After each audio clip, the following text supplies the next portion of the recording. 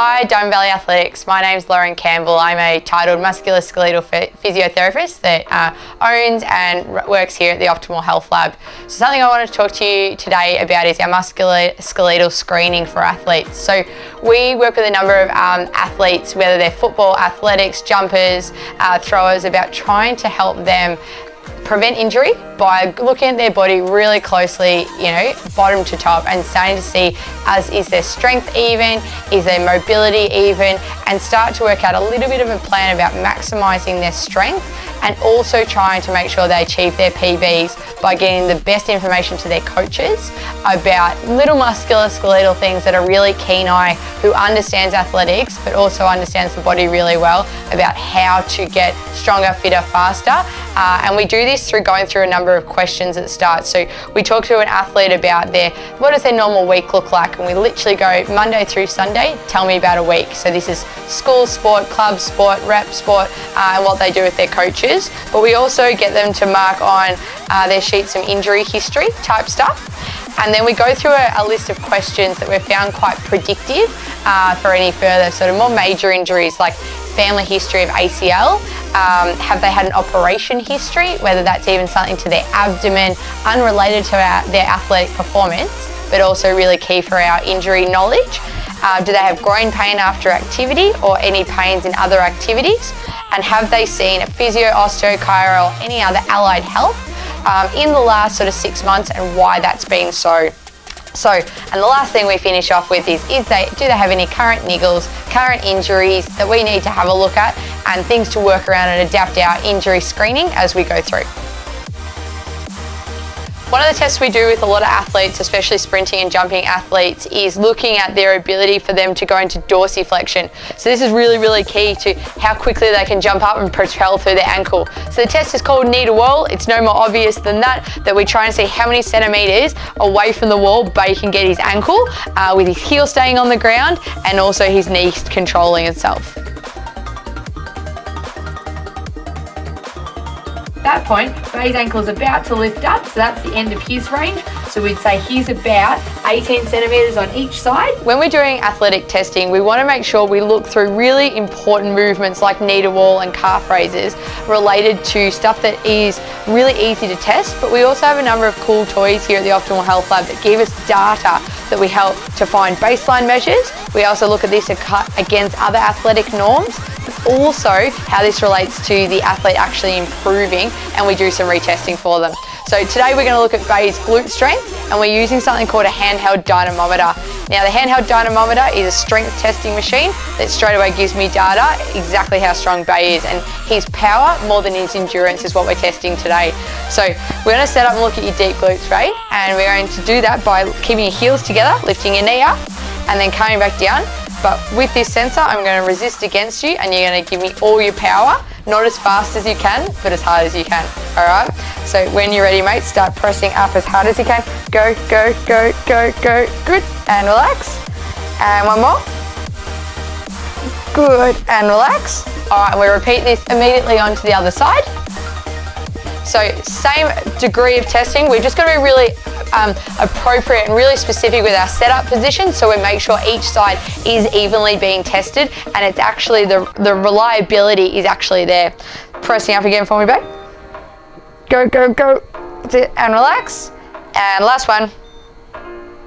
Good. And relax. And then we use the data that we've collected on the machine to look at the difference between right and left percentage and get that data straight to the athlete and to the coach to help them make some really good decisions in terms of strength training and technique. Abdominal testing is another testing form we use to understand a little bit more about how the athlete carries their body when they're running and jumping, and how their strength is really maintained between here and here, because our big abdominal cavity is so large in terms of propelling us forward and such a key factor in that, but it also tends to be a weaker area that people really need to improve on. So Bay's going to show us our test today, so lift your butt up for a sec, buddy, and my hand's going to go under your back. All right, so the test is going to be hands are across your chest so you don't cheat. One leg goes to tabletop. Good. The other leg comes up to tabletop again. What you're going to do is straighten your legs all the way to the roof. Now, Bay, your challenge now is to lower your legs down all the way down towards the bed and come back up without leaving my hand. That's it. Coming all the way down, coming all the way up, and bring your legs back down. Fantastic. So what I'm looking for in this test is a bit of the how much contact is in my hand and whether the athlete really arches their back, because that can give us a bit of an indication whether they're susceptible for back pain, susceptible to pelvic girdle pain when they're running, and we can really work with that testing to then work with their coaches. So within musculoskeletal screening we do here at the Optimal Health Lab, we do an hour with the athlete because we really want to understand everything about them to then do the testing as appropriately.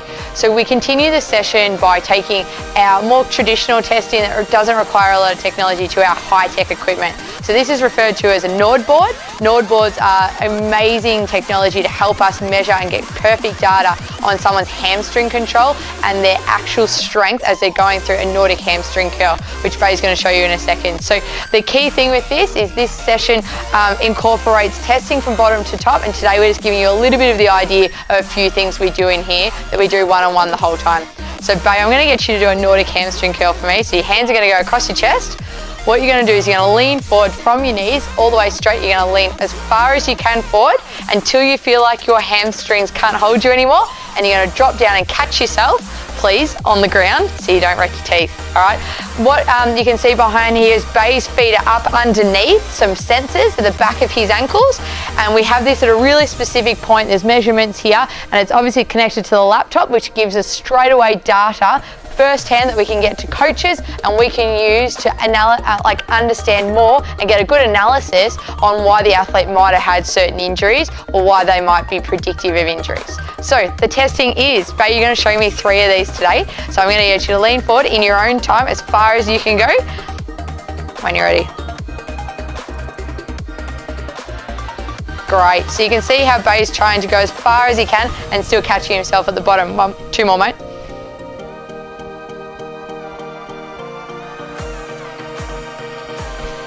One last one. Good. And relax. So what we can then do is get Bay straight off the equipment and have a look over at the computer about what sort of values Bay had hamstrings left to right, but also this is the position, as we've talked about in previous videos, that people are most likely to tear our hamstrings out further in front of them. So this is the most exact testing we can use using some amazing technology developed for us. Bay here today is going to help me show you the Copenhagen adductor bridge.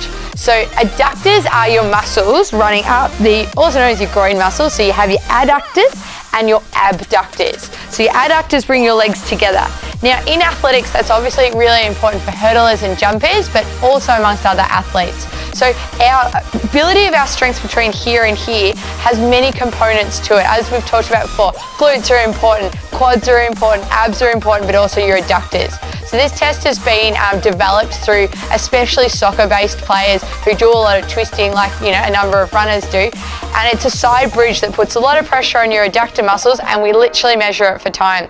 So we're going to give Bay to give you a little bit of an example of what it looks like. So your elbow's right underneath your body, and he's going to press his pressure of his body weight through just this ankle, and he's going to lift up his right underneath leg. So if you're going to lift up for me, Bay. And we're going to time this for as long as Bay can stay steady, and that gives us an idea of his adductor strength all over. And they've found this is a great strengthening tool as well as test, so it's really fantastic for us to use because it translates straight into what they're going to do for homework to try and prevent these injuries becoming worse. Well done, Bay.